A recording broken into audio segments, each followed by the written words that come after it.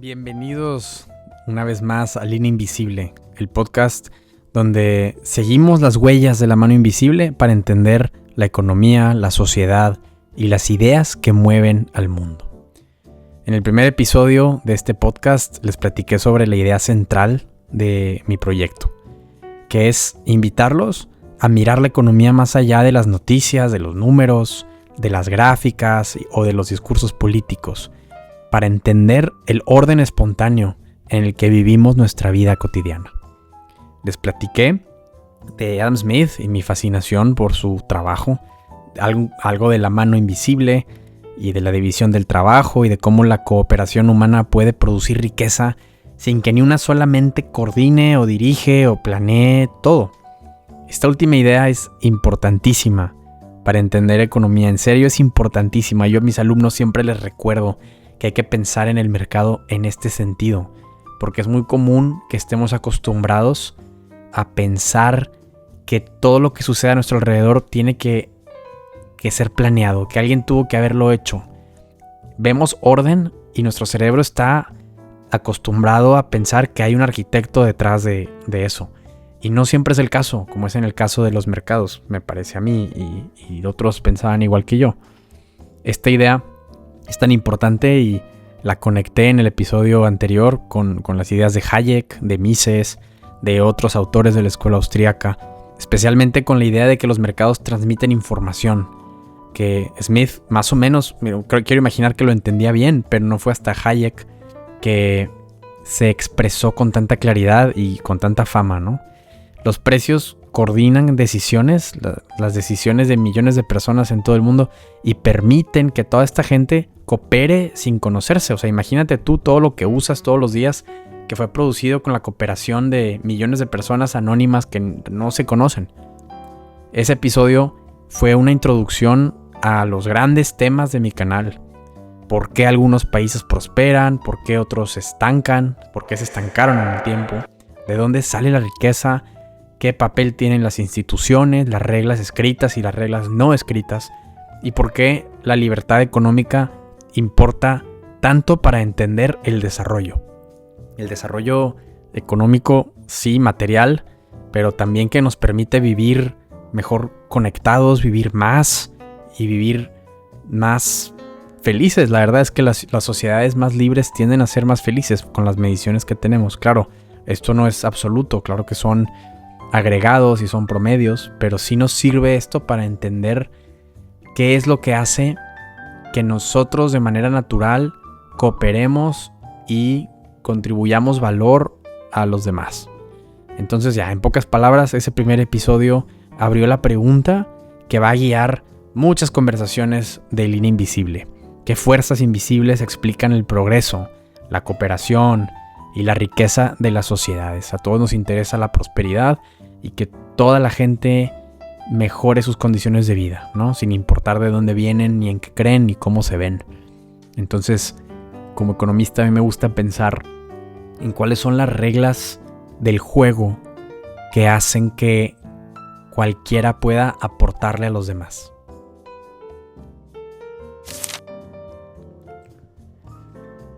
El título del episodio de hoy es ¿de dónde sale la riqueza? Nos interesa muchísimo esa pregunta como economistas, por supuesto.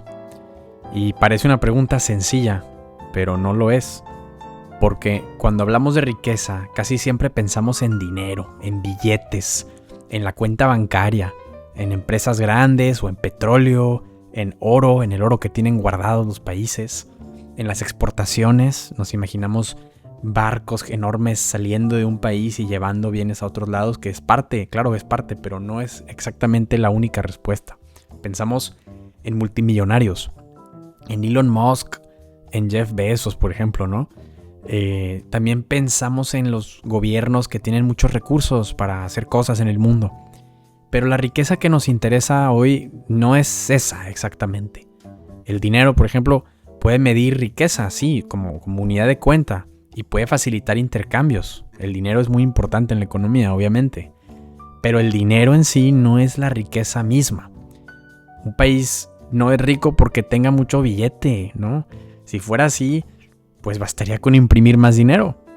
pero no es así, ¿no? Sabemos que eso no es la respuesta. Un país no es rico porque tenga petróleo, por ejemplo. Si fuera así, Venezuela sería uno de los países más prósperos del mundo, más ricos del mundo, porque tiene muchísimo petróleo. Y no es el caso. Millones y millones de venezolanos han salido de su país, tristemente por la crisis que vivieron. Un país no es rico porque tenga muchos minerales, porque tenga, no sé, mucha agua necesariamente, o porque tenga minas y minas de oro y plata y demás. Si fuera así, varios países con muchísimos recursos naturales no tendrían la pobreza masiva que sufren. Por ejemplo, pienso en algunos países africanos o en Latinoamérica también, ¿no? Un país tampoco es rico simplemente porque el gobierno tenga mucho poder. Hay gente que se confunde y cree que los países ricos son ricos porque son poderosos y son poderosos porque tienen un gran ejército, porque tienen un gran gobierno. Si fuera ese el caso, si esa fuera la razón de la riqueza, los países socialistas del siglo XX muy probablemente habrían superado a las economías de mercado. La Unión Soviética no habría fracasado si el caso fuera que un poder militar es la fuente de la riqueza a largo plazo y sostenible, ¿no? No, la riqueza es otra cosa. A nosotros nos interesa otro tipo de riqueza, una más importante para el desarrollo, que es la capacidad que tiene una sociedad para producir bienes y servicios valiosos para las personas, sin obligar, sino en libertad. La capacidad de producir bienes y servicios que la gente quiere y que la gente ordinaria, tanto dentro del país como en otro lado, estarían gustosos de comprar, de trabajar, de ganar dinero y de comprar esos bienes y servicios. La riqueza es, por ejemplo, tener comida suficiente, ¿no? Eso es lo básico. Tener vivienda, medicina, transporte, electricidad, internet. Poder tener educación, disfrutar de la seguridad, tener tiempo libre, ¿no? La esperanza de vida. Es que una persona común pueda vivir hoy con comodidades que ni los reyes tenían hace algunos siglos. Adam Smith entendió esto mejor que casi nadie. Ahora se va a hacer chiste local aquí en el podcast. Cada vez que mencione a Adam Smith se van a escuchar una porra, ¿no? El título completo del libro de 1776 es Una investigación sobre la naturaleza y las causas de la riqueza de las naciones. Fíjate en las palabras, naturaleza y causas. Smith no estaba escribiendo simplemente un manual de negocios ni un panfleto político para convencer a los gobernantes, aunque era parte de, pero no era solo eso. Él estaba intentando responder una pregunta académica, una pregunta muy, muy importante. ¿Por qué algunas sociedades pasan de la pobreza a la prosperidad? Incluso hoy, a la gran mayoría de la gente nos parece un misterio, ¿no? Sigue siendo un misterio. Hay preguntas que quedan por resolver. Y esta gran pregunta de por qué hay países ricos y países pobres, o más bien, ¿por qué hay países ricos?, sigue siendo la gran pregunta de la economía. Es la pregunta más importante. Y hoy quiero que juntos la vayamos respondiendo. Porque preparé 10 preguntas y cada una nos va a ayudar a ver una parte del problema. Aquí no hay respuesta sencilla necesariamente, no hay una fórmula, no hay una receta para que los países hagan ABC, que el gobierno haga ABC y mañana eres Suiza. No, pero sí hay ciertos principios, sí hay instituciones, ideas, algo de cultura, hábitos que hacen más probable que una sociedad prospere. Y claro, también hay errores en el tiempo, y lo hemos visto en la historia, que destruyen no solo la riqueza material de un país, sino también la posibilidad de desarrollo.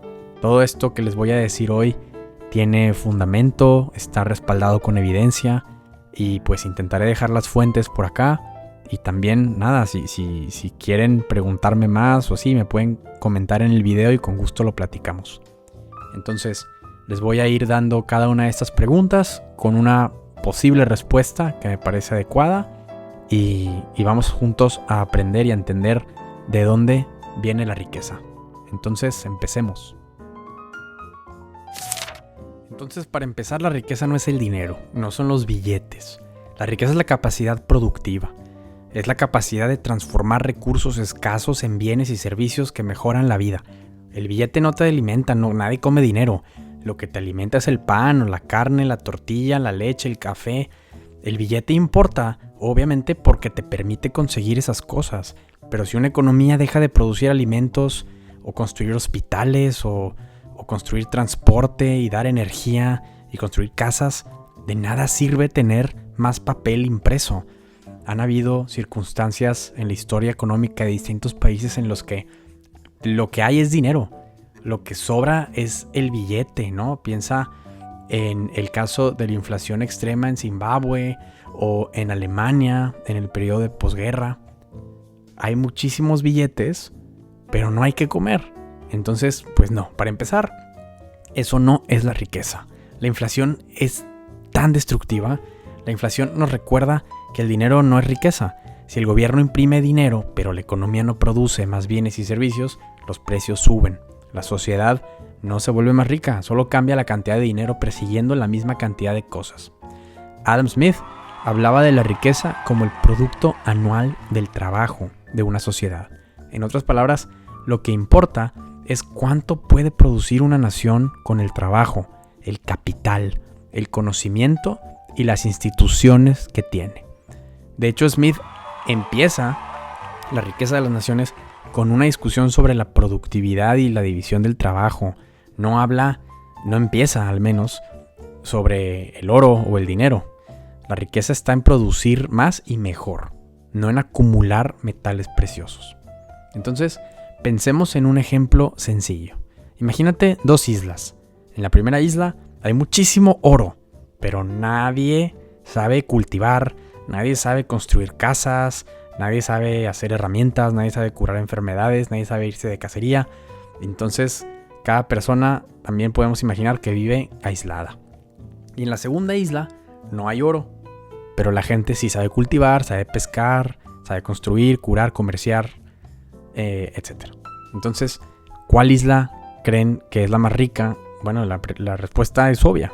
Es la segunda, porque la riqueza no está en el objeto brillante. La riqueza está en la capacidad humana de producir, de cooperar y resolver problemas. El oro es valioso porque se acepta como moneda de cambio.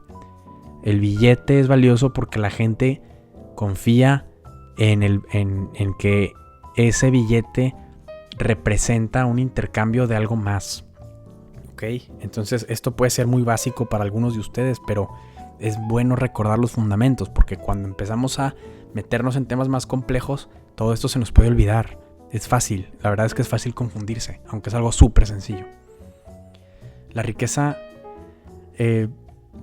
se ve en la historia económica mundial, que a través del tiempo los países se han desarrollado. Por ejemplo, Our World in Data muestra que en 1820 casi 80% de la población mundial vivía en condiciones que hoy llamaríamos pobreza extrema. Imagínate, 80% de la población mundial era pobre extrema, hace como 200 años. Y hoy, aunque la pobreza sigue siendo un problema enorme, la proporción global en pobreza extrema ha caído cerca de una 10ª parte, a una 10ª parte de la población mundial. ¿Ok? Es un cambio drástico. Y ese cambio no ocurrió porque la tierra de repente se llenó de oro o porque imprimieron más billetes. Ocurrió porque la productividad se disparó. Y aquí, pues sí hay que decir algo que puede ser un poco incómodo y es una gran realidad. Durante casi toda la historia humana, la pobreza fue normal. Todos éramos pobres. Hay que entender eso. Es el estado natural. La riqueza, en cambio, es una anomalía en la historia humana. Que una persona común pueda entrar a un súper hoy y encontrar frutas de otros países, carne refrigerada, medicinas, jabón, ropa barata, libros, ¿no? O sea, no es normal en términos históricos. De verdad es un milagro económico cotidiano. y mis alumnos se ríen un poco cuando les digo que para mí ir a Walmart es una maravilla. O sea, ya que entiendes esto y entiendes lo raro que es lo que vivimos día a día comparado con toda la historia humana, te das cuenta que es un súper milagro ir al Soriana, al H-E-B, a Walmart y llegas a la sección de frutas y verduras y es un banquete digno de reyes, claro, de la antigüedad, de hace muchos siglos. Entonces, hoy nos parece muy normal ir a un lugar climatizado y que tengan frutas de todos lados del mundo y ahí están para que tú agarres, ¿no? Claro, las compras, pero es tener acceso a algo que antes era imposible imaginar.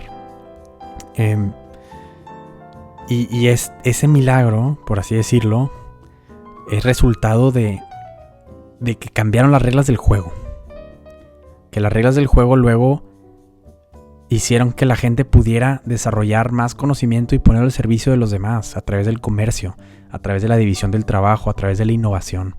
Entonces, podemos definir, al menos para este episodio, que la riqueza es la capacidad de una sociedad para sostener y mejorar la vida mediante producción, cooperación e intercambio. La producción no es suficiente. Necesitamos la cooperación a través del mercado. Necesitamos intercambiar los excedentes de la producción. Especializarse no es suficiente si ese extra que ganamos al especializarnos no lo compartimos con alguien más y recibir a cambio dinero para comprar otras cosas de gente que se especializó en algo más, ¿no? Y esta definición nos cambia toda la conversación. Porque entonces, si la riqueza no es dinero, imprimir dinero no crea riqueza. Si la riqueza no es petróleo, entonces invertir, que el gobierno invierta en sacar petróleo así tal cual, no te va a poner en el track para el desarrollo económico de largo plazo si no cambian las reglas del juego. La riqueza es la capacidad productiva. Entonces tenemos que preguntarnos, ¿qué hace que una sociedad produzca más y mejor? La segunda pregunta es si la pobreza necesita explicación. Normalmente decimos, ¿por qué hay países pobres? Pero esa pregunta está mal planteada. El problema es el punto de partida. Durante la mayor parte de la historia humana, la vida fue pobre, corta y peligrosa. La mayoría de la gente vivía cerca del nivel de subsistencia. Una mala cosecha podía significar hambre. Una infección podía significar hasta la muerte. Y la ropa era muy cara porque la gente la hacía en su casa. Todos hacían la mayoría de las cosas que consumían. Transportarse era muy difícil o imposible. Y comunicarse a distancia era un producto de la imaginación, ¿no?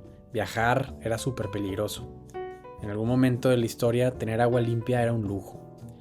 Entonces la pregunta no es tanto eso, sino ¿por qué dejamos de ser pobres? Deirdre McCloskey llama a este fenómeno en la historia de la humanidad el gran enriquecimiento. Su tesis es que desde 1800 más o menos ocurrió un aumento enorme, sin precedente, en el ingreso real por persona. McCloskey ha hablado de aumentos de hasta 3000% o incluso hasta más en bienestar material, dependiendo del país y de la medida, de cómo se mida esto, ¿no? Pero es difícil, pero han hecho estimaciones. Su punto central es que este cambio es demasiado grande para explicarse solo por la acumulación del capital o por la explotación o por el imperialismo o simplemente por el ahorro. No puede ser que esas sean las causas del incremento en la riqueza del bienestar material. No puede ser. Entonces, para McCloskey, la respuesta está en el mundo de las ideas, en que se logró tener una nueva dignidad concedida al comercio y al emprendimiento. O sea, cambió la retórica sobre el comerciante, sobre los negocios y sobre el dinero. Hubo un cambio en la cultura, hubo un cambio, según McCloskey, en lo que la gente pensaba sobre los mercaderes, sobre los bancos, sobre el negocio, ¿no? Hoy se nos hace muy obvio en la mayoría de los países que hacer negocios es bueno y puede ser muy bueno, siempre y cuando no sea fraudulento. Que el emprendimiento es muy bueno y que la innovación es muy buena, pero no siempre fue así. Y entonces esta idea de que de la retórica es muy importante para Líder Invisible como proyecto, como podcast. Porque si empezamos a poner atención en la cultura y los cambios culturales, vamos a entender cómo cambian las reglas del juego, cómo cambian las instituciones informales, las reglas no escritas que hacen que la gente pueda participar cada vez más en la economía, en los mercados, ¿no? Entonces, si empezamos preguntando por qué existe la pobreza, podemos caer en la trampa, que es una trampa muy peligrosa, por cierto, que es pensar que la pobreza es creada por alguien, como si el estado natural del ser humano fuera la abundancia y luego alguien nos la quitara. Como si éramos ricos y de repente una fuerza externa a nosotros nos quitó toda la riqueza. Y de hecho históricamente es al revés, completamente al revés. La abundancia, la riqueza, es lo que necesita explicación.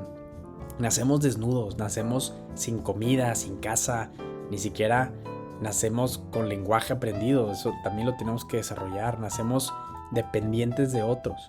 Entonces, claro, si nos imaginamos bebés, es una analogía, es sobre bebés, pero literalmente en la historia humana nacimos desnudos. La economía empieza ahí, entonces, ante la escasez, ante el trabajo inevitable, ante la posibilidad de la cooperación y de la elección libre, también la posibilidad de la violencia y de quitarle a los demás. Peter Boettke, un profesor que tuve o tengo en el doctorado, tuve un par de clases con él, nos solía insistir en la idea de que la economía estudia o debería de estudiar cómo las personas logran coordinar sus planes en un mundo de escasez, en un mundo de ignorancia y de incertidumbre. Él decía que el enfoque del estudio de economía deben de ser desde su punto de vista el intercambio y las reglas del juego que lo permiten. Poner en el foco del estudio de la economía al momento del intercambio, que es lo que hace que los excedentes de productividad se transmitan, ¿no?, a los demás. Vivimos en un mundo donde cada persona sabe muy poco y cada quien quiere cosas distintas y cada quien tiene información local, ¿no? Nadie conoce más de tu situación que tú mismo. Y entonces, aquí en este episodio de hoy empieza el misterio. ¿Cómo pasamos de pequeñas comunidades muy pobres a ciudades con millones de personas? ¿Cómo pasamos de producir casi todo en casa a depender de una red global de especialistas? ¿Cómo pasamos de vivir 30 o 40 años máximo a vivir 70 o 80? ¿Cómo pasamos antes? Imagínate lo difícil que era escuchar música. Si es que en la ciudad en la que vivías de repente había algún músico que tocara en vivo, algún concierto, y era dificilísimo y muy caro ir o enterarte siquiera. Y luego imagínate o acuérdate de los discos de acetato que tenían pocas canciones o a veces hasta tenían una o dos canciones nada más y tienes que darle la vuelta. Ahora hay gente que lo hace de hobby, pero en ese entonces llegó a ser la tecnología más avanzada y era todo un rollo escuchar música. Ahora en 2 clics o en 2 toques a la pantalla de tu celular ya estás escuchando lo que te imagines. Eso me parece a mí increíble. Y la gran pregunta es ¿cómo sucedió esto? No literalmente la innovación en la música, sino cómo el mundo cambió y cambió tan rápido. Y la respuesta parece ser que es por la productividad sostenida por la división del trabajo, los mercados, las instituciones que los hacen posible, el conocimiento nuevo que te da especializarte. Y además de todo esto, tener una cultura que vea este proceso como algo bueno y admirable y tener la libertad de intentarlo y de equivocarse, ¿no? Es muy común hoy en día el pensamiento de suma cero, que le llaman. Es pensar que todos los intercambios, todos los juegos en los que entramos son de suma cero. Significa que si alguien gana algo, alguien más tuvo que perder esa misma cantidad de ese algo. Entonces imagínate pensar así en el mundo. Ver que si alguien es rico, entonces es rico forzosamente porque se lo robó a alguien. Hay gente que así piensa, que va por la vida pensando que necesariamente los países ricos son ricos porque le quitaron a los países pobres. O que la gente rica es rica porque le quitaron a los pobres. y no se imaginan que hay procesos, como es el proceso de mercado, como es la especialización, que lo que hacen es que luego dan la oportunidad de tener intercambios mutuamente beneficiosos que suceden, y entonces después de suceder ese intercambio hay más riqueza en el mundo. Hay gente que no se lo puede imaginar. Entonces este canal pone sobre la mesa otra forma de pensar y proponer la idea de que sí hay juegos de suma positiva, como es un mercado libre y un mercado justo, ¿no? De hecho es muy cómodo pensar así, porque entonces la solución a la pobreza siempre tiene que venir de que nos lo den en la mano, que nos regresen lo que nos quitaron. Siempre la solución de la pobreza, para la gente que piensa así, tiene que ver con quitarle al rico. A ver, y claro, habrá casos en los que sí hay gente que se enriquece por hacer trampa, por abusar de los demás, por la violencia, por el robo, pero todo eso no es actividad de mercado, todo eso no es actividad económica en el sentido del capitalismo, ¿no? O sea, no son jugadores justos del juego, sino al contrario, no. Y es enriquecimiento no por el capitalismo, sino por la violencia, ¿no? Y no es lo que nosotros estamos defendiendo aquí, ni mucho menos. Entonces, decir que hay pobreza porque hay ricos puede ser muy convincente, suena convincente para quienes no estudian economía, pero no explica cómo se crea la riqueza, no te explica cómo pasamos de los discos de vinil o de acetato al Spotify, ¿no? Puede haber desigualdad en una sociedad estancada, puede haber élites muy ricas en países muy pobres, eso sí puede ser, puede haber explotación, por supuesto, y fraude, y robo, y desfalco, y demás, pero nada de eso explica el crecimiento masivo, sostenido y generalizado que permitió que millones de personas comunes y ordinarias al día de hoy vivan mejor y mucho mejor que algunos reyes de siglos antes. Los recursos naturales hacen rico a un país. La verdad, pueden ayudar, pero no bastan. La idea de que la riqueza viene de los recursos naturales es muy intuitiva. Si un país tiene petróleo, gas, oro, plata, cobre, tierras fértiles, costas abiertas al comercio, parece obvio pensar que será rico. Si pensamos en la geografía, mucha gente cree que es el factor más determinante de la riqueza de un país. Pero la evidencia no es tan simple, no da una respuesta tan fácil. De hecho, muchas veces incluso pueden convertirse en una maldición. Los recursos naturales pueden convertirse en una maldición. Se le llama muy comúnmente la maldición del recurso. Porque esos recursos lo que hacen es que luego se vuelven un ingreso fácil para los gobiernos. Porque hay menos necesidad de rendir cuentas. Piensa en los ejemplos típicos, piensa en Pemex, por ejemplo, ¿no? Y estos recursos luego incentivan a la corrupción y a la lucha por el control del gobierno. Porque tal vez hasta por ley, en la Constitución, se podría dedicar la propiedad y el control de esos recursos al gobierno. Y también dedicarle tantos recursos públicos a esta industria, por ejemplo en el petróleo, puede luego desplazar otras actividades productivas, otras industrias, y entonces tiene efectos negativos en la innovación y en la diversificación. Entonces, menos diversificación, más dependencia en ese bien y un menor desarrollo a largo plazo. Venezuela, por ejemplo, tiene algunas de las reservas petroleras más grandes del mundo y, sin embargo, ha sufrido una crisis económica brutal. Si la respuesta a la riqueza fuera el recurso, Venezuela estaría súper bien, ¿no? Nigeria tiene petróleo y sigue teniendo grandes problemas de desarrollo. El Congo tiene recursos minerales enormes, pero también pobreza profunda e inestabilidad. Por otro lado, si tú piensas en el otro lado del mundo, Singapur es un mini país, casi no tiene recursos naturales, es muy chico. No tiene petróleo abundante, no tiene grandes y extensas tierras agrícolas, no tiene minas importantes y sin embargo se convirtió en una de las economías más prósperas del mundo, con la gente más rica del mundo, en promedio incluso, ¿no? Los recursos sí importan, pero no lo determinan, no determinan la riqueza. Lo que importa es qué hace una sociedad con esos recursos, cómo se van a administrar, cuáles son las reglas del juego. Y para responder eso, por eso necesitamos instituciones. Douglas North, que es de hecho Premio Nobel de Economía, definió instituciones como las reglas del juego de una sociedad. A mí me gusta mucho usar esa frase. Las organizaciones o las personas son los jugadores. Esta frase es muy famosa porque captura algo esencial, que no basta ver qué recursos tiene una sociedad.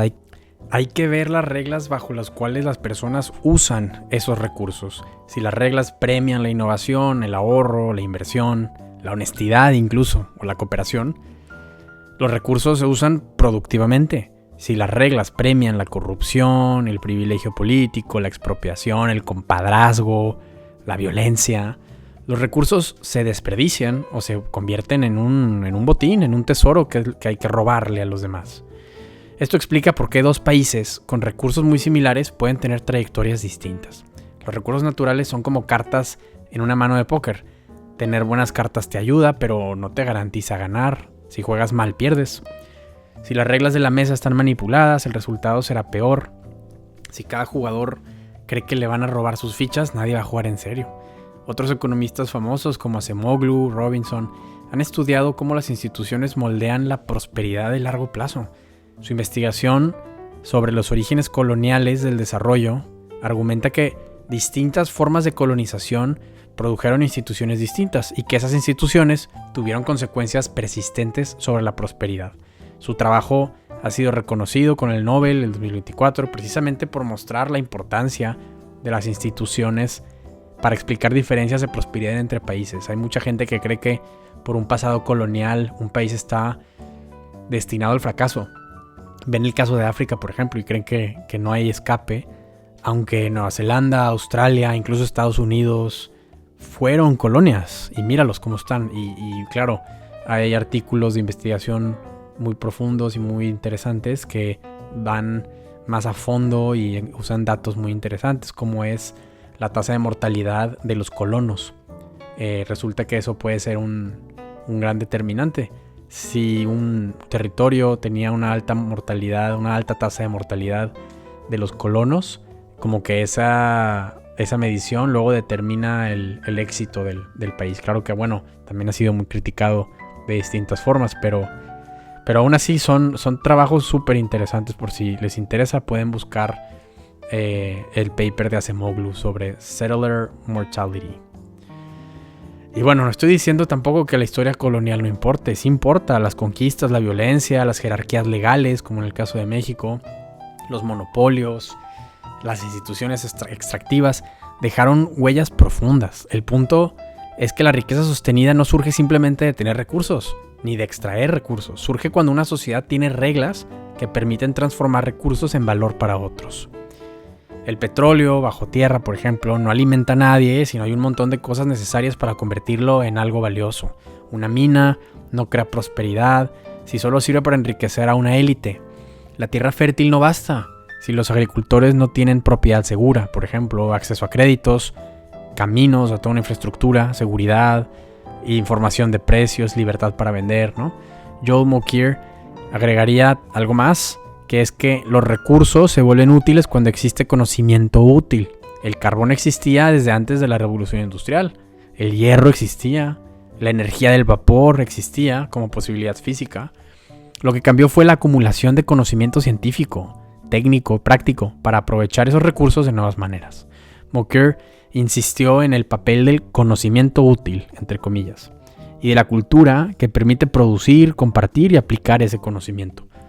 Entonces cuando alguien dice, es que México es pobre porque no tiene suficientes recursos, la respuesta es que no. Al contrario, México tiene recursos y muchísimos. Tiene costas, tiene minerales, petróleo, agricultura, una ubicación geográfica privilegiada, una población trabajadora, tiene industria, tiene una cercanía con Estados Unidos, tiene una cultura empresarial muy viva en varias regiones, por ejemplo en Nuevo León, en el noreste. La pregunta es otra. ¿Qué reglas permiten o qué reglas impiden que esos recursos que tenemos se conviertan en prosperidad para la gente ordinaria, para la gente común? Esa es la pregunta económica, la verdadera pregunta que un economista debería de tener. No se trata de qué tenemos bajo tierra, aunque es importante, sino qué instituciones tenemos para trabajar la tierra y trabajar todos los recursos que nos ha dado la naturaleza.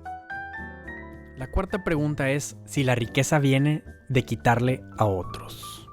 Esta es una de las ideas más populares en redes sociales al día de hoy. Que si alguien es rico es porque otro fue empobrecido. Que si un país es rico es porque saqueó a otro. Que si una empresa gana, necesariamente alguien pierde. Es un pensamiento de suma cero. A veces esa idea tiene algo de verdad en casos concretos. Claro que puede haber robo, puede haber corrupción, privilegios, monopolios, explotación, incluso esclavitud en algunas partes del mundo, ¿no? O en todo el mundo, tal vez. Sí puede haber empresarios que se enriquecen no por servir al consumidor, sino por capturar al gobierno. Todo eso existe. Pero una cosa es decir que existe la riqueza mala vida y otra cosa muy distinta es decir que la riqueza como fenómeno general viene del saqueo. La riqueza moderna no se explica bien como un juego de suma cero. Un juego de suma cero es una situación donde lo que uno gana, otro lo pierde. Si tú y yo apostamos 100 pesos y yo gano, tú pierdes. Así de sencillo. La cantidad total no creció, solo cambió de manos. Pero el mercado, cuando funciona bajo reglas de propiedad, de contrato, competencia, no funciona así. En un intercambio voluntario, ambas partes entregan algo que valoran menos, a cambio de algo que valoran más. Si compro un café por 50 pesos, yo prefiero el café a los 50 pesos. El vendedor prefiere los 50 pesos al café. Los dos ganamos, porque cada uno obtiene algo que valora más. Mises lo explicó desde una lógica de la acción humana.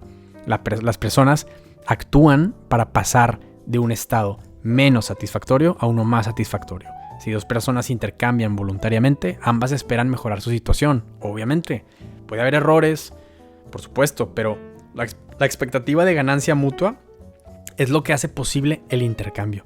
Y Adam Smith, así es, Adam Smith lo entendía con su famosa observación sobre el carnicero, el cervecero y el panadero. No esperamos nuestra cena de su benevolencia, sino de su interés propio. Y esta frase a veces se malinterpreta, como si Smith celebrara el egoísmo, un corazón frío, ¿no? Y no se trata de eso, es un punto mucho más sutil, que en una sociedad comercial, como es el mundo moderno hoy en día, yo no necesito que el panadero me ame para que me venda pan o que me conozca. Yo solo necesito que exista una estructura de intercambio donde el panadero, por ejemplo, pueda mejorar su situación sirviéndome a mí y yo pueda mejorar la mía comprando pan. Y esa es la belleza del mercado. Eso es lo que sucede todos los días, miles y miles de millones de transacciones día con día y nos hacemos la vida mejor los unos a los otros, ¿no? Y sí, claro, convierte el interés propio en servicio a otros, siempre que existan reglas de justicia. Mi asesor de tesis, Daniel Klein, siempre insiste que Smith no separa economía y moralidad. Para Smith, la libertad natural opera dentro de un marco de justicia. La sociedad comercial no es licencia para hacer cualquier cosa, no es anarquía total o... A ver, no se trata de hacer lo que se nos antoje. Claro que hay justicia, tiene que haber justicia. No robar, no dañar, cumplir contratos. Hay un piso moral para la cooperación. Entonces el argumento no es, oye, todo lo que sucede en el mercado es bueno. El argumento es, cuando las personas pueden intercambiar libremente bajo reglas de justicia, la cooperación voluntaria permite crear valor, no solo redistribuirlo.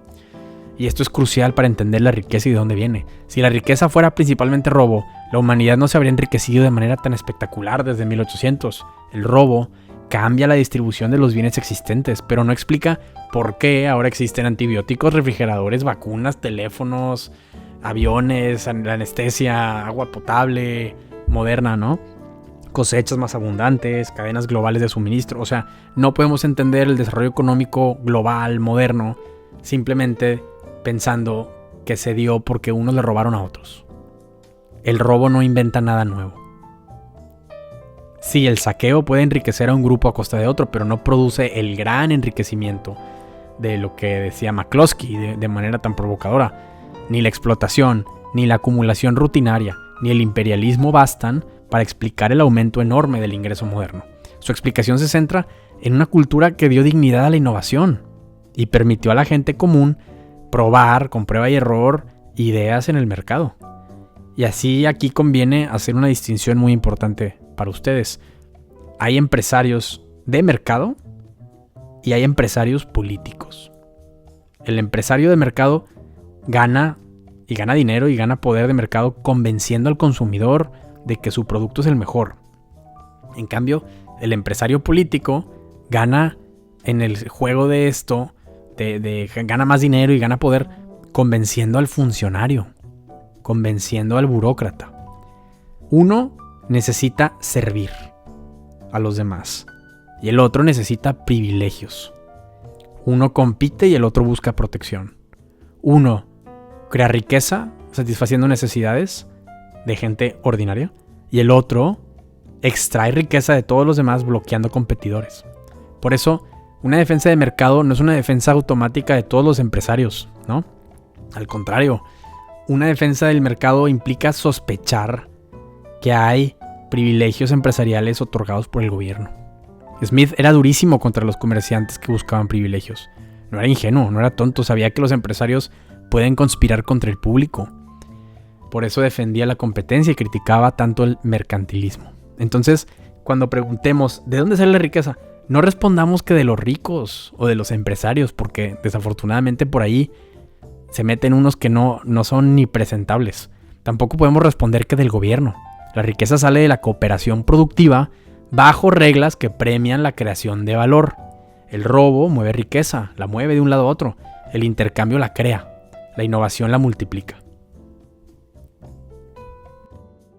Ahora pasamos a la quinta pregunta de hoy, que es ¿qué papel juega la división del trabajo? Y ese es un punto de partida en la riqueza de las naciones. Así se abre el libro. El mayor mejoramiento en las fuerzas productivas del trabajo parece haber sido efecto de la división del trabajo. Es un famoso ejemplo el de Smith de la fábrica de alfileres. Smith muestra cómo dividir un proceso productivo en tareas pequeñas permite producir muchísimo más que si cada trabajador intentara hacer todo por su cuenta. Y suena muy fácil, suena muy obvio, pero es que es una idea muy profunda y parece superficial. Si cada persona intentara producir todo lo que consume, seríamos pobres. Punto. Imagínate que cada mañana tienes que producir tu propia comida, coser tu ropa, construir tu casa, hacer tus zapatos, purificar tu agua, hacer tu propio teléfono, escribir todos tus libros, cultivar tu café, reparar tu coche y educar a tus hijos sin ayuda de nadie. No podrías. Y aunque pudieras hacer algunas cosas, la verdad es que muchas las harías mal y lento y saldría muy muy caro. La prosperidad moderna depende de que nadie tenga que hacerlo todo. Cada persona se especializa en algo. Unos cultivan, otros transportan, otros diseñan software, otros reparan carros, otros enseñan, ¿no? Otros cuidan enfermos, otros hacen pan, otros fabrican lentes, otros escriben libros, otros limpian, etcétera, etcétera, etcétera, etcétera, etcétera.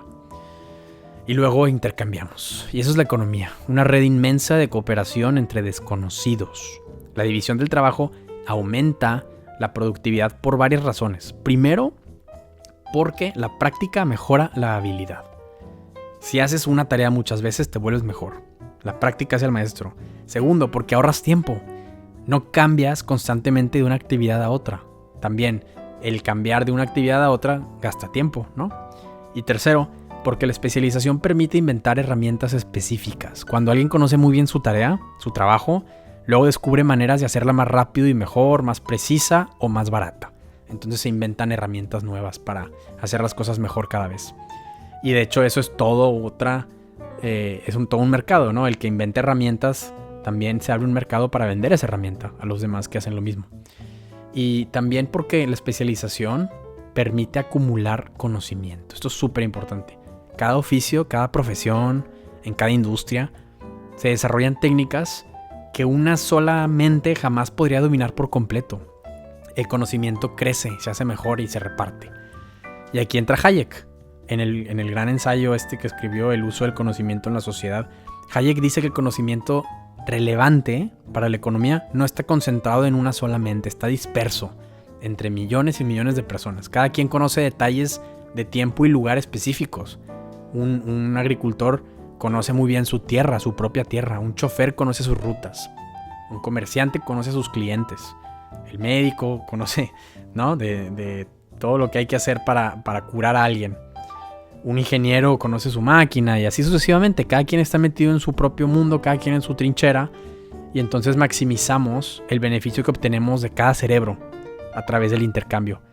Esa división del trabajo hace posible usar ese conocimiento disperso, aprovecharlo y también que siga creciendo. Claro, hay un tema aquí que hay gente que le preocupa, que es que crea dependencia en los demás. O sea, cuando alguien se especializa en algo muy, muy, muy específico, pues luego dependes de todos los demás para sobrevivir. O sea, yo, por ejemplo, ya lo he dicho aquí, yo no sé hacer nada. O sea, yo no sé hacer una laptop, no sé producir mi micrófono el que estoy hablando ahorita. Yo no sé hacer la sudadera que tengo puesta. No sé cultivar el café que me tomo. Y así. Entonces, pues sí, vivimos en una sociedad de cooperación extendida. Y bueno, hay gente que tal vez tiene contraargumentos morales o éticos, ¿no? En contra de depender tanto de los demás. Yo creo que es de hecho algo bueno, ¿no? Lo veo como algo bueno, depender de los demás. Creo que nos hace humildes. Leonard Reed, tal vez algunos lo conozcan, explicó en un ensayo muy famoso que tiene que se llama iPencil, o en español Yo Lápiz. Nadie sabe hacer un lápiz completo.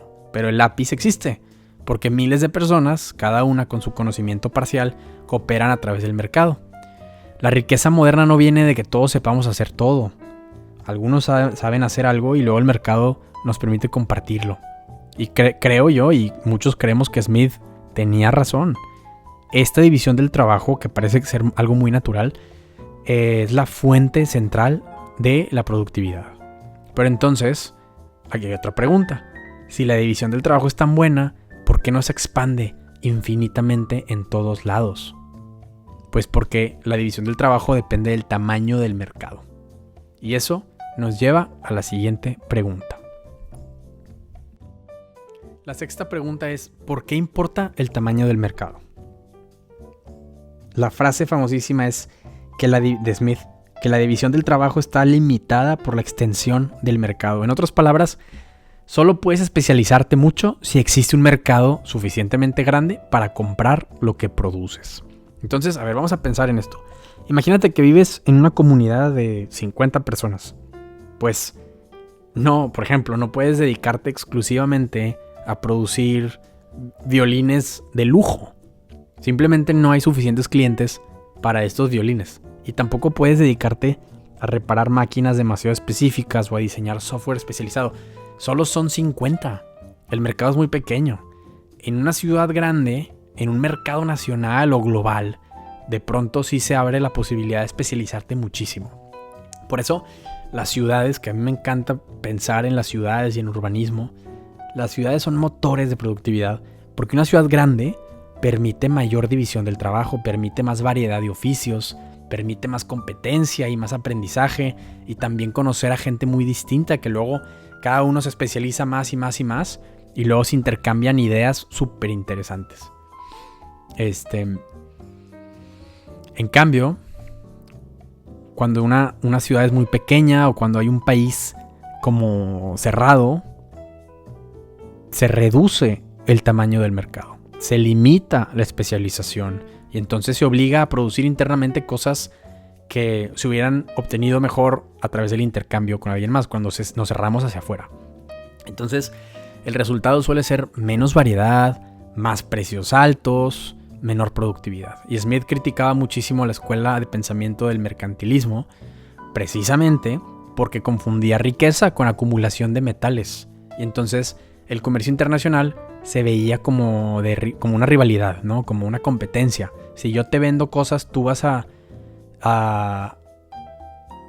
si yo te compro, tú te vas a quedar con mi oro, ¿no? Y eso se veía como una amenaza y como un juego de suma cero. Y no se dan cuenta que, de hecho, ambas partes estaban mejor cuando se ampliaban las relaciones comerciales. Para Smith, el comercio permite que cada país aproveche mejor sus capacidades productivas. Otra vez, Francia podría producir muy buen vino, Inglaterra puede producir buenos textiles, entonces intercambian y todos están mejor. Y esa lógica sigue viva al día de hoy. No hay país moderno que produzca todo por sí mismo, ni Estados Unidos, ni China, ni Alemania, ni México. Realmente no. Todos dependemos de cadenas de suministro globalizadas. La riqueza moderna es una cooperación a escala planetaria, es algo increíble. Hay un economista que también es profesor en la universidad en la que yo estoy por acá, Tyler Cowen, suele insistir que ese crecimiento económico sostenido depende mucho de las ideas, de innovación, de mercados que permiten escalar estas ideas. Y una buena idea encerrada en un pueblo, por ejemplo, cambia muy poco del mundo. Pero una buena idea conectada a un mercado enorme, a un mercado global, puede transformar la vida de millones. Y esto es importantísimo para México, para nuestro país, cuando pensamos en todo el talento que hay que se desperdicia. Cuando discutimos desarrollo económico, a veces hablamos como si la autosuficiencia fuera una virtud. Pero esa autosuficiencia muchas veces significa pobreza. Está romantizada la pobreza de un país autosuficiente. Porque si cada región, cada país, cada familia tuviera que producir todo, perderíamos las ganancias de la especialización. En cambio, el progreso, el desarrollo económico, el tener la vida cada vez mejor, viene más bien de la interdependencia productiva. Y claro, hay riesgos. Una economía muy abierta, por ejemplo, una economía pequeña muy abierta como Estonia, como Singapur, luego están muy arriesgados y son susceptibles a las crisis globales. Una guerra, la pandemia, un bloqueo comercial, una crisis logística revelan esas vulnerabilidades. Pero la respuesta ante eso no debería de ser destruir el comercio o poner bloqueos. O sea, al contrario, es tener instituciones resilientes, tener más competencia, diversificarse y una capacidad de adaptación, ¿no?, más flexible. Esto, de hecho, ese tema da para otro video. Pero sí, hay gente que al ver la vulnerabilidad del mercado global, su respuesta es cerrarse. Y no se dan cuenta que luego el caldo sale más caro que las albóndigas, ¿no? Además, un mercado amplio permite que una persona común ponga su talento al servicio de todos los demás. Y esos demás pueden ser anónimos alrededor del mundo, ¿no?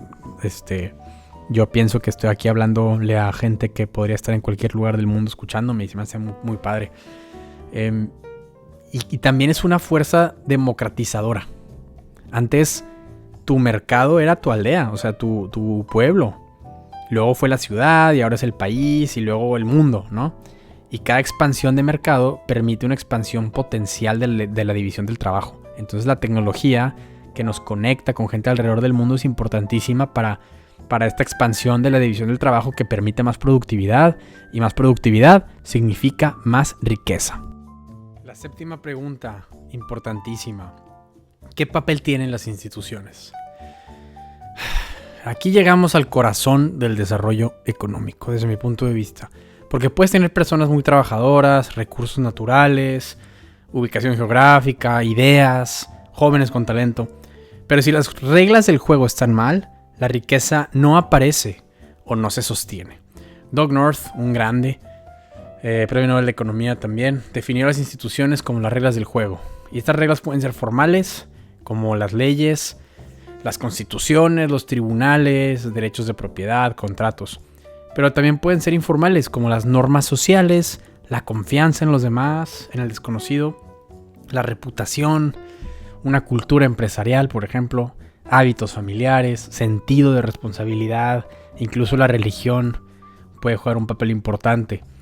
Las instituciones importan porque moldean, porque desarrollan la estructura de incentivos, que se castiga, que se premia.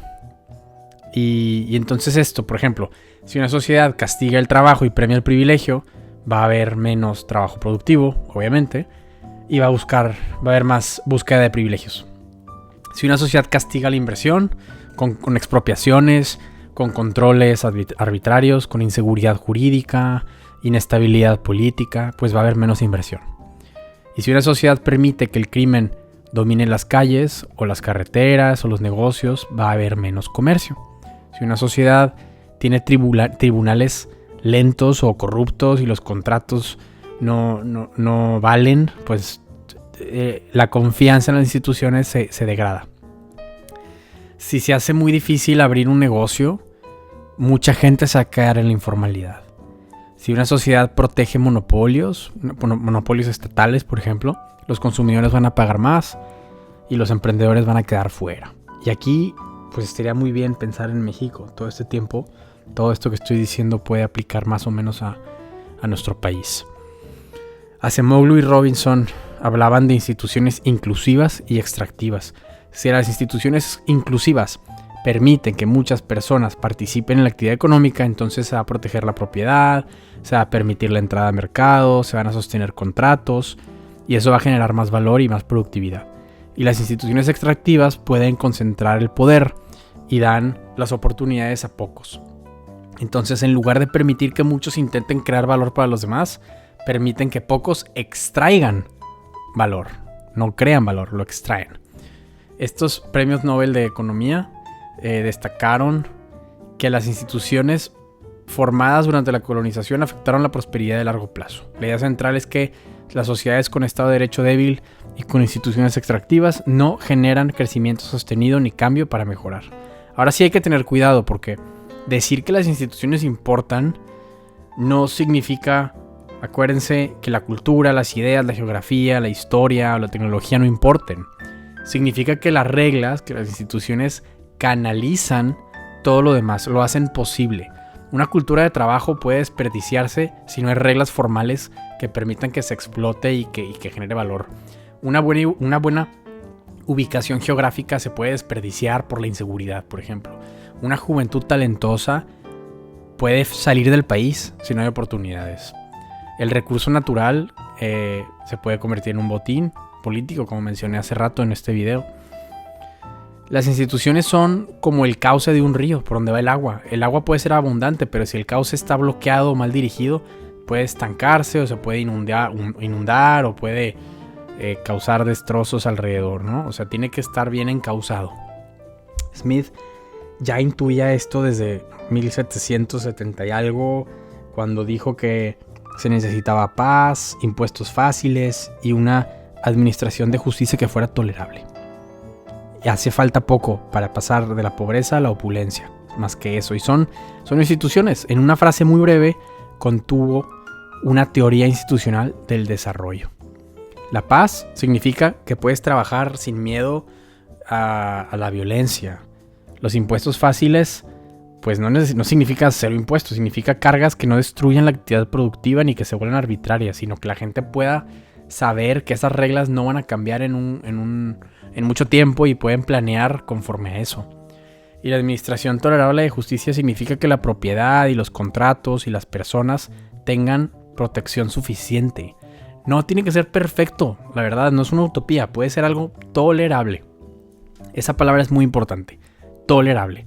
Smith no era alguien utópico, no decía que tuviéramos el cielo en la tierra gracias a los mercados, al contrario, solo necesitamos suficiente justicia para que la cooperación social pueda perseverar, pueda florecer. Y eso no quiere decir que tengamos el cielo en la tierra, no es hacer una utopía, simplemente es cada vez tener la vida un poco mejor, como lo hemos visto desde mediados del siglo XVIII.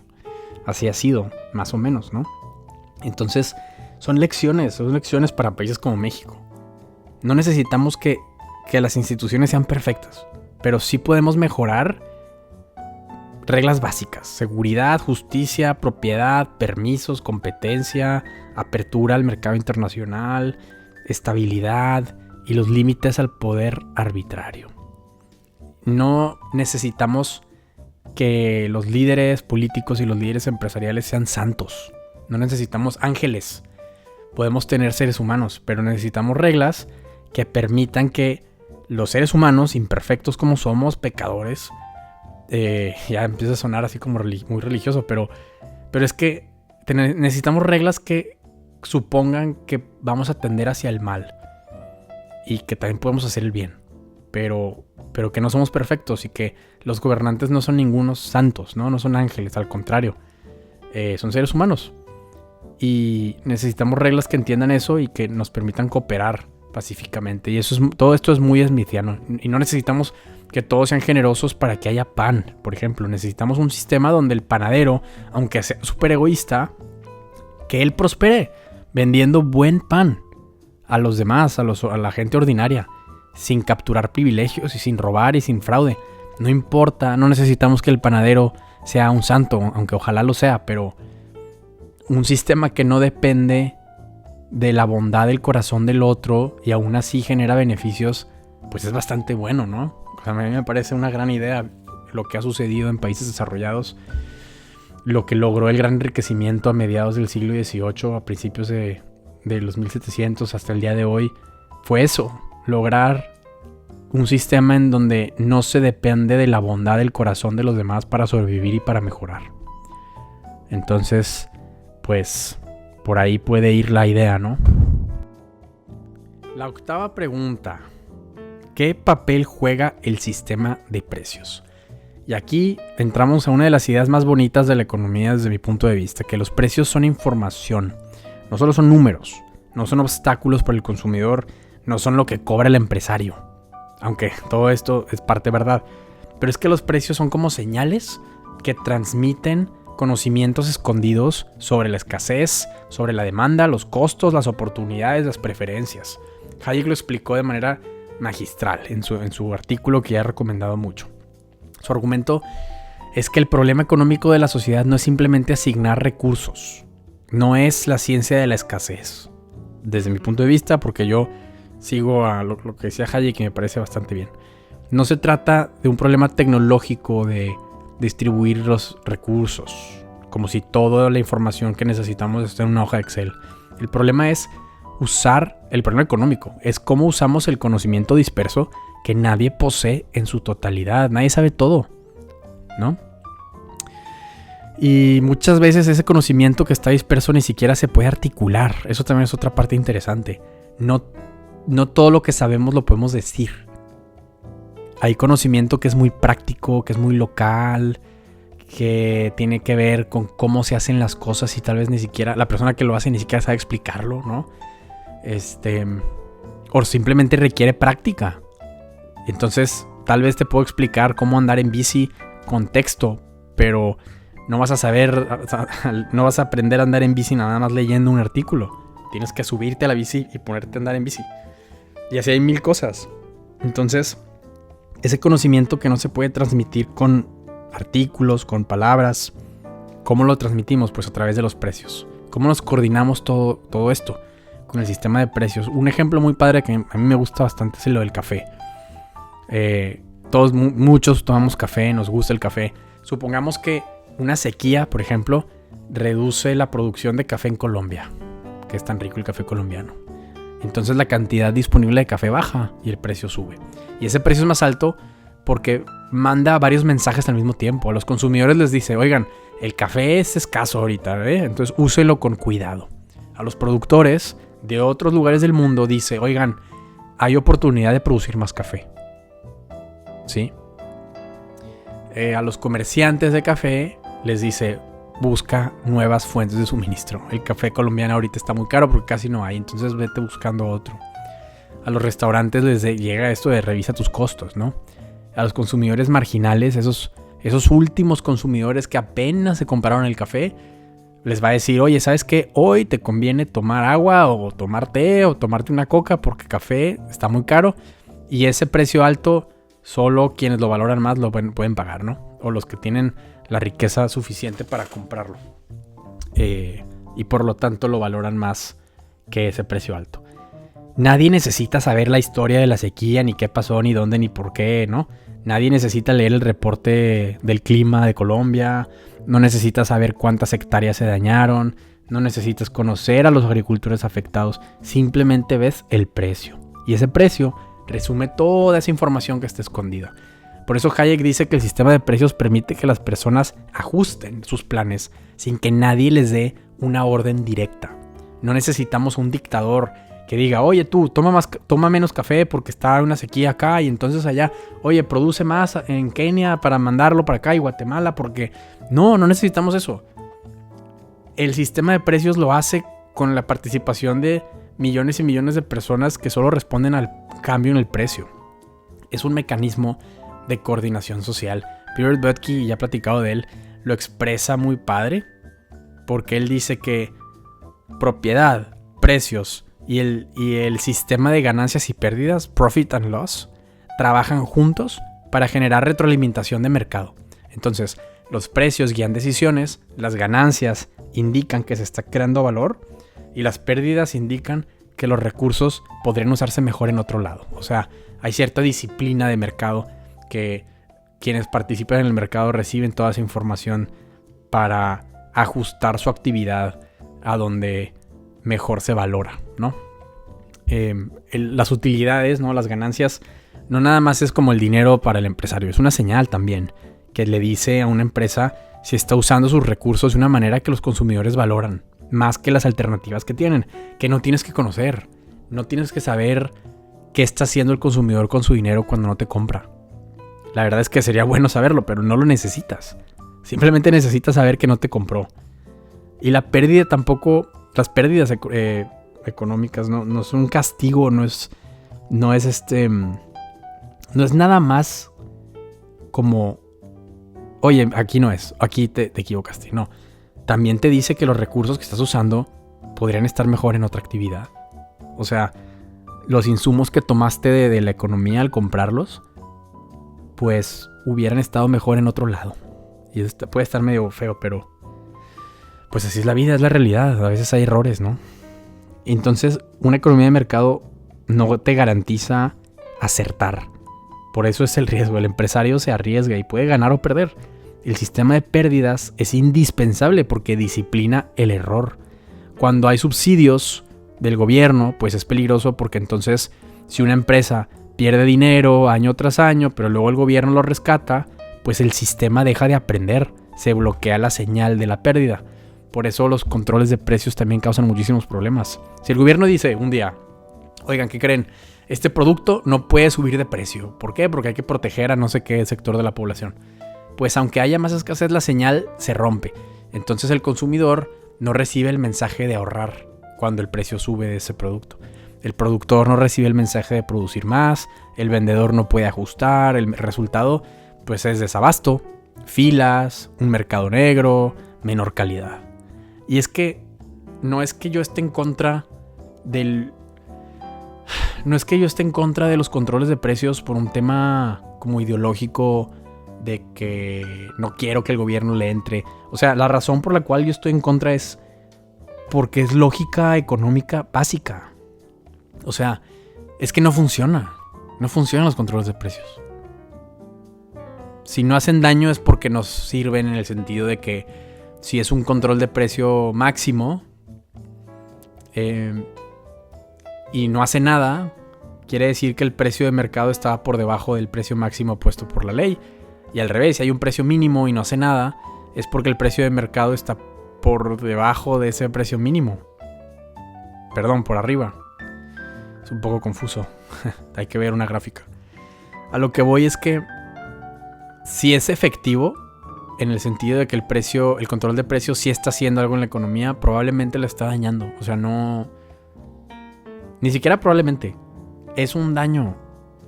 Porque la información de mercado luego no se comparte con quienes tienen que saberla. Y alguien termina pagando las consecuencias. Entonces no es como que... Oye, es que estoy en contra de los controles de precios porque, no sé, me caen mal los pobres. Al contrario, justo porque yo quiero que no haya pobreza, no estoy de acuerdo con los controles de precios porque no sirven para ponernos en un camino hacia la prosperidad.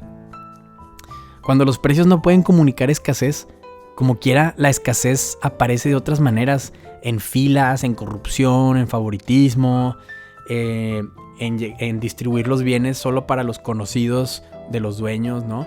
Como baja calidad, etc.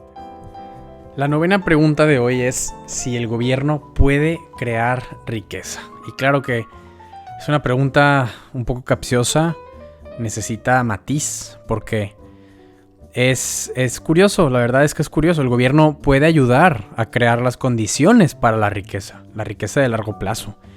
Puede proteger derechos de propiedad, puede hacer cumplir contratos, es decir, que puede ejercer la ley de manera que la gente lo puede esperar con certeza y que se hace cumplir la ley con fuerza cuando hace falta, ¿no? puede proveer incluso ciertos bienes públicos legítimos, que por cierto el tema de bienes públicos da para otro episodio de podcast completamente. El gobierno puede mantener seguridad, que eso es importantísimo para el desarrollo, puede administrar justicia, puede evitar que la violencia destruya la cooperación. Vemos países en los que son bastante seguros y el crimen organizado, aunque puede ser un problema real, está de alguna manera controlado o al menos limitado en lo que puede hacer. En cambio, otros países se ven claramente controlados al contrario, por el crimen organizado. Es algo muy triste y es completamente anti-desarrollo económico. El gobierno puede construir, puede coordinar cierta infraestructura bajo ciertas condiciones, puede en algunos casos incluso corregir problemas reales de acción colectiva. Eso no lo quiero negar. Sí pueden suceder esas instancias cuando tienes un gobierno eficiente y que no es corrupto, ¿no? Difícil de encontrar un buen ejemplo, pero sí los hay. El gobierno, sin embargo, no puede sustituir el proceso social de creación de riqueza. Este proceso del que he estado yo hablando a través de la división del trabajo y de los intercambios mutuamente beneficiosos a través del mercado, no se puede sustituir con actividad del gobierno. El gobierno no puede reemplazar la división del trabajo. El gobierno no puede reemplazar cómo el conocimiento disperso se coordina y se aprovecha a través del sistema de precios. El gobierno no puede reemplazar la innovación descentralizada. El gobierno no puede saber desde arriba, los políticos no pueden saber todo lo que millones de personas saben desde abajo. Y esto ya lo intentaron las grandes repúblicas socialistas del siglo XX. Ya vimos el fracaso de la Unión Soviética, lo conocemos muy bien. De hecho, Mises, acuérdense, en 1920 publicó el cálculo económico en la comunidad socialista. Lo mencioné en el episodio anterior. Su argumento era devastador para el socialismo. Si no hay propiedad privada en los medios de producción, no hay mercados reales para esos medios de producción. Y entonces, si no hay mercados, no hay precios. Y si no hay precios, no puede haber cálculo económico racional. ¿Qué significa esto? Pues que una economía compleja, como la es la economía moderna, necesita... La gente que opera dentro del sistema necesita comparar usos alternativos de los recursos disponibles. Entonces, a través del sistema de precios, podemos contestar preguntas como si conviene construir un puente con acero o con concreto, con aluminio, con titanio. Más allá de la parte ingenieril, está la pregunta de con qué vale más la pena construirlo. Porque puede haber una diversidad de estrategias que permitan construir algo. Digo, yo dije el ejemplo del puente, pero pueden ser las vías del tren. Creo que es el ejemplo que usa Mises. Pero, pues, ¿cómo vamos a saber, no? Sin el sistema de precios, ¿cómo vamos a saber si conviene usar cierto pedazo de tierra para vivienda o para agricultura o para industria o solo para su conservación natural? El sistema de precios nos ayuda con eso, ¿no? En una economía de mercado, los precios sirven para comparar alternativas, sirven para de darnos cuenta de la escasez relativa entre un producto u otro y cómo la gente lo valora, ¿no? En una economía que no tiene precios, el planificador central puede tener las intenciones que quieras, las metas, las estadísticas, el poder, incluso el poder militar para lograrlo, pero le va a faltar una brújula confiable que es el sistema de precios. Se puede ordenar producción a la fuerza, pero no puede saber si están desperdiciando recursos. Tal vez lo pueden intuir, pero no tienen realmente datos, información real que refleje la escasez relativa de los bienes, ¿no? Se puede movilizar el trabajo a la fuerza, se puede generar empleo a la fuerza, como pasó en el siglo XX en la Unión Soviética, pero no saben si ese trabajo está realmente produciendo valor. Esos empleos generados no garantizan productividad. Se pueden cumplir metas físicas de producción, se pueden poner metas de producir microondas del gobierno, tanques de guerra y a la fuerza, ¿no? Invertir el dinero de la gente en eso. Pero al mismo tiempo, aunque produzcan algo, podrían estar destruyendo el bienestar, como fue lo que sucedió. Peter Boettke, que ya lo he mencionado acá, es alguien que ha estudiado justamente la experiencia socialista y la transición post-soviética. Su trabajo, por ejemplo, el libro de Why Perestroika Failed, también tiene un libro de cálculo y coordinación, de ensayos sobre el socialismo y la transición. Insiste que el problema del socialismo no es falta de motivación o de tener malos líderes políticos, porque pasa mucho que pensamos que el fracaso se dio por los abusos de la dictadura, por ejemplo de Stalin. Y aunque claro que es un grave problema, no lo voy a hacer de menos, el fracaso económico no es por eso. De hecho, lo contrario, tal vez podrías argumentar que la razón por la cual la Unión Soviética duró tanto o duró lo que duró fue por el poder militar y la opresión militar y policíaca que sufrió la gente de ese país. Entonces, decir esto y hablar como de los líderes en sistemas socialistas es importante porque no tenemos que decir que los socialistas son tontos, porque no lo son. De hecho, probablemente hay muchos muy inteligentes. Tampoco tenemos que decir que quienes creen en el socialismo y en las economías centralizadas, que no les importen los pobres. Pues claro que sí, creo que la mayoría tiene buenas intenciones y apoyan el socialismo porque quieren justicia, quieren igualdad, dignidad de los trabajadores, que todas esas cosas son muy buenas. La gran pregunta es si el sistema funciona o no. Supongamos que yo quiero las mismas cosas, que yo quiero una sociedad más justa, una sociedad en la cual hasta los más pobres tienen un nivel de vida altísimo y que los trabajadores viven con mucha dignidad, ¿no? Pues justo porque quiero eso, apoyo una sociedad comercial que permite en libertad la división del trabajo y el intercambio mutuamente beneficioso y libre que ha permitido el desarrollo económico de largo plazo que hemos visto desde mediados del siglo XVIII. No es que, otra vez, no voy a andar defendiendo empresarios. O sea, a mí me da igual, ¿no? Yo lo que quiero es que toda la sociedad prospere. Y si vemos la historia, lo que ha logrado eso es el sistema comercial, el sistema de la propiedad privada y de la libertad.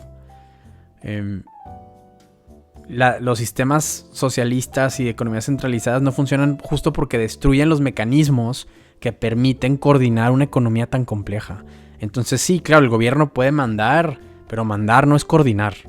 El gobierno puede gastar, pero el gasto del gobierno no crea riqueza, ¿no? Puede parecer que crea riqueza en algunos momentos, pero en general no lo hace. El gobierno incluso puede contratar gente, mucha gente trabaja para el gobierno, pero es que esa generación de empleo puede ser muy artificial y no te garantiza incrementos en productividad y no te garantiza la innovación que la necesitamos, ¿no?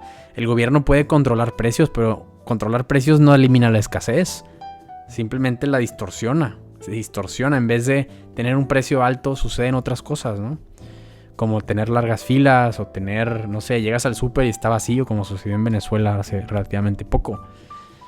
Cuando el gobierno impone controles de renta, por ejemplo, para hacer que la vivienda sea más accesible, la intención puede ser buena, o sea, puede haber una buena idea. Subí un video hace poco sobre efectos de controles de renta en San Francisco, en Berlín, en Estocolmo, y tienen buenas intenciones, pero es que el control reduce la rentabilidad de construir o de mantener la vivienda, de renovar vivienda, y entonces disminuye la oferta, o deteriora la calidad, o genera listas de espera altísimas. En Suecia se esperan desde 9 años hasta 20 años para entrar a un departamento regulado. Entonces el problema de fondo, que es la escasez de vivienda, no va a desaparecer por decreto o por una ley que pasen, para nada. Al contrario, se están peleando con la realidad. Se están dando de topes en la pared. Y lo mismo pasa con los controles de precios en alimentos, en gasolina, en medicinas. Si el precio legal queda por debajo del precio que equilibraría la oferta y la demanda, la cantidad demandada aumenta y la cantidad ofrecida disminuye, entonces hay escasez. O más bien, hay shortages. ¿Cómo se diría eso? Bueno, tú me entiendes. La economía no se deja, no se corrige por pasar una ley o no exactamente, o por decreto, por una firma que dice, no, entonces que la comida sea más barata y ya está. Que ya no haya pobres, ¿por qué no hacemos que la pobreza sea ilegal y así la vamos a resolver, ¿no? Entonces, ¿cuál es el papel del gobierno? Si todo esto, pues es verdad, lo que digo es verdad y no generan riqueza, ¿qué pueden hacer? Desde la perspectiva del liberalismo clásico de Adam Smith y otros, el gobierno debe proteger el marco de cooperación, es decir, el marco institucional, las reglas del juego que hacen que la gente de manera natural y libre se desarrollen, ¿no? O sea, justicia, seguridad, infraestructura legal me refiero, no necesariamente infraestructura de transporte. Las reglas generales, permitir la competencia y, a ver,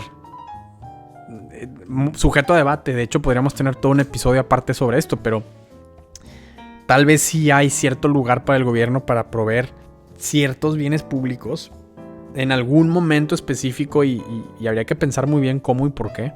El problema es que luego, cuando deja de ser necesario que el gobierno lo ofrezca, es muy difícil quitarlos del juego, ¿no? Ya tendremos otros momentos para platicar de esto. Cuando el gobierno intenta dirigir la economía como si fuera una empresa o como si fuera un proyecto que se puede manipular así con facilidad, se empieza a destruir este tejido de relaciones comerciales que te da el sistema de precios y entonces se destruyen las señales, la información. Sin información de precios no se puede coordinar la actividad económica, no hay cálculo económico racional para encontrar cuáles son las escaseces relativas y de qué vamos a hacer las cosas que necesitamos, ¿no? Y entonces, si no hay coordinación en eso, no puede haber riqueza. Por eso la pregunta no es exactamente si mercado o gobierno, ¿no? Más bien se trata de qué arreglos institucionales, qué reglas del juego permiten que la gente común aporte valor a los demás. Y sí, pues puede ser que, a ver, por lo pronto creo que a veces sí, eso requiere un gobierno limitado y eficaz. Sí, pero a ver, vamos a poner un asterisco y platicarlo después.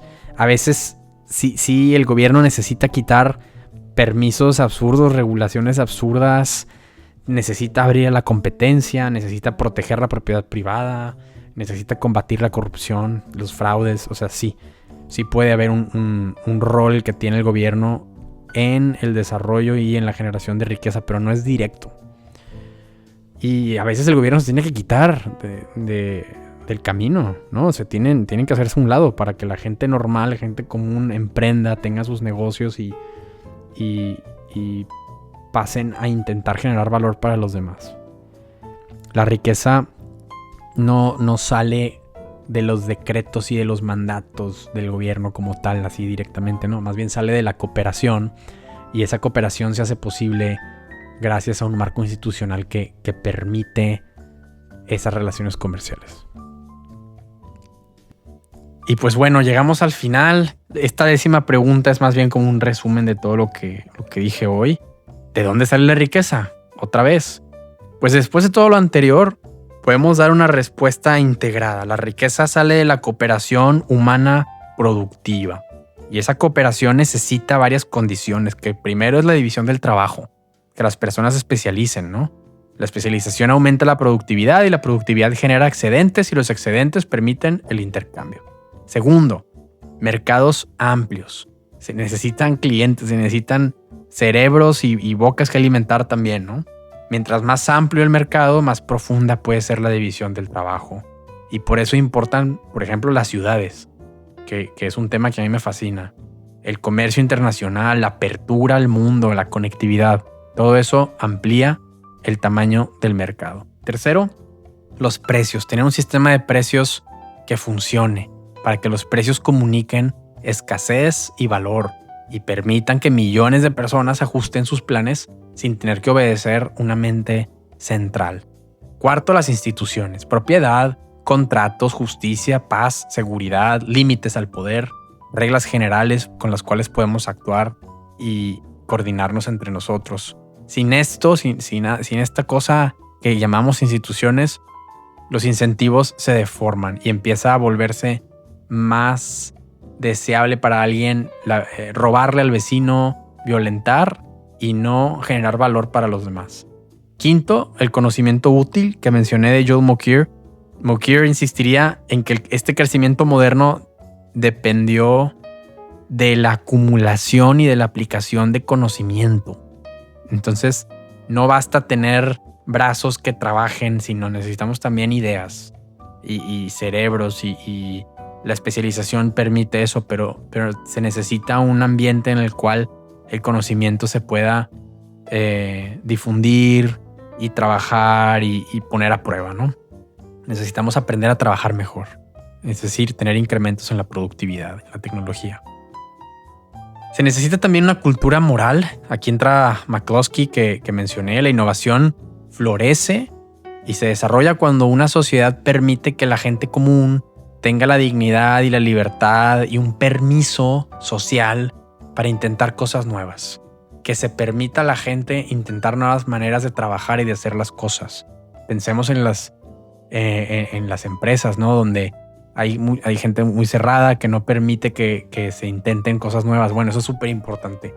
Que haya una retórica de libertad, de dignidad, de emprendimiento para que los innovadores, que sean comerciantes o empresarios, inventores, técnicos, personas ordinarias, que tengan la libertad de poner a prueba ideas nuevas. Y de ahí saldrá algo muy bueno seguramente. También se necesita competencia. Que la competencia te obliga a servir cada vez mejor que los demás, ¿no? Que tus competidores. Porque sin competencia el productor se duerme, ¿no? Y con competencia, entonces tiene que mejorar la calidad y bajar costos o entonces va a perder clientes. Se necesita mantener intacto el sistema de ganancias y pérdidas, de utilidades y pérdidas, porque la utilidad recompensa la creación de valor, suponiendo que estamos hablando de un sistema de libertad. Las pérdidas financieras disciplinan el error, ¿no? Y ambas son necesarias, son como dos caras de una misma moneda. Un sistema con ganancias privadas pero pérdidas socializadas se corrompe. ¿A qué me refiero con pérdidas socializadas? Pues que cuando una empresa quiebra, imagínate que el gobierno lo rescata. Es decir, que las pérdidas de ese negocio, el grave error que cometieron, se dispersa entre millones de personas y nos pega en el bolsillo a todos. Entonces, si un sistema sin ganancias, por ejemplo, o sin pérdidas, pues pierde la brújula. Las empresas luego no saben por dónde ir, ¿no? Se necesita tener libertad económica, bajo justicia. Claro, no quiere decir que hagamos lo que queramos sin responsabilidad. Significa la libertad para producir, para intercambiar, emprender, ahorrar, invertir, etc., ¿no? Y por último, hay que agregar que se necesita tiempo también.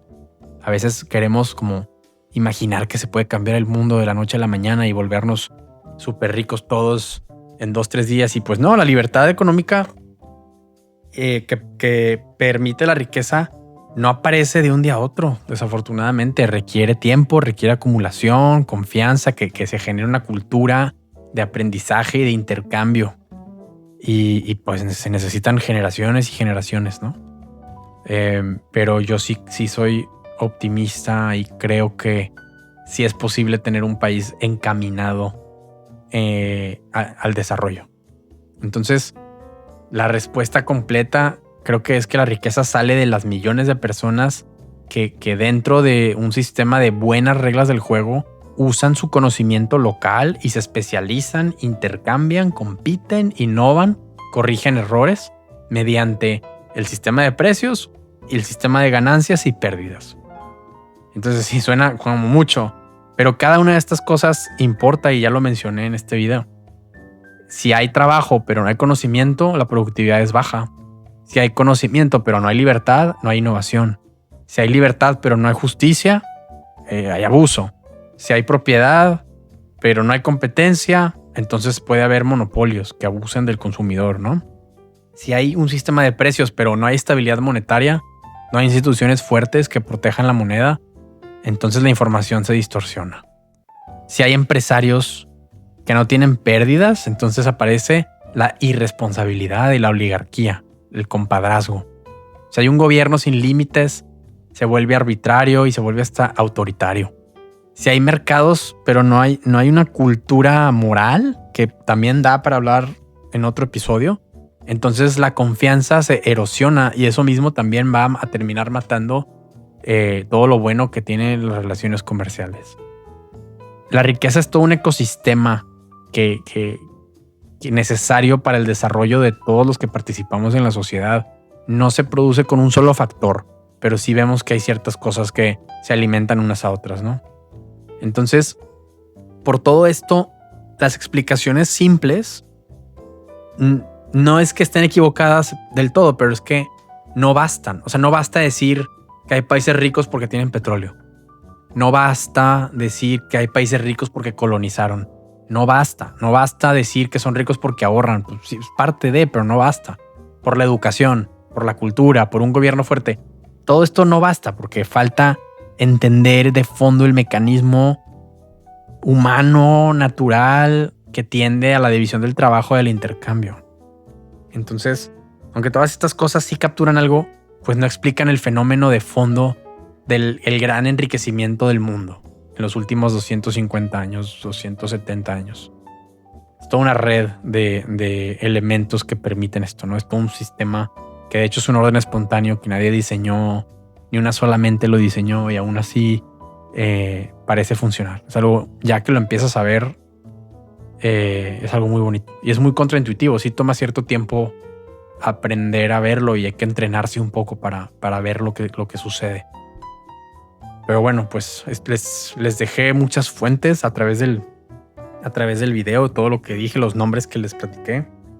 Yo los invito a que vayan más allá y lean y lo piensen también. Intenten darle vueltas a estas ideas que son fascinantes para mí y para muchos.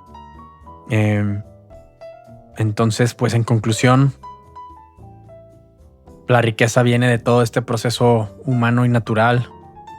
Y creo que como ciudadanos del país en el que estés, probablemente México, es bueno pensar en que si los gobiernos locales o estatales, federales, están tomando decisiones que nos están encaminando más hacia la prosperidad y hacia la riqueza o hacia el estancamiento. Ya tal vez nos tocará hacernos responsables y platicar esto con otra gente también, ¿no? Compartirlo. Entonces, si les gustó o si les hizo pensar o si están en desacuerdo con algo que dije aquí, por favor díganme en los comentarios. Yo estoy muy abierto al diálogo y a pensar juntos, a seguir pensando juntos en estas cosas tan interesantes. Y si me siguen, si se suscriben y me comentan, podré yo seguir produciendo esto si se les hace útil. Y vamos a ir aprendiendo juntos. Entonces también, bueno, compártanlo y nos veremos por acá, por los comentarios. Muchas gracias por escucharme. Gracias por su paciencia. Y pues nada, un abrazo. Bye.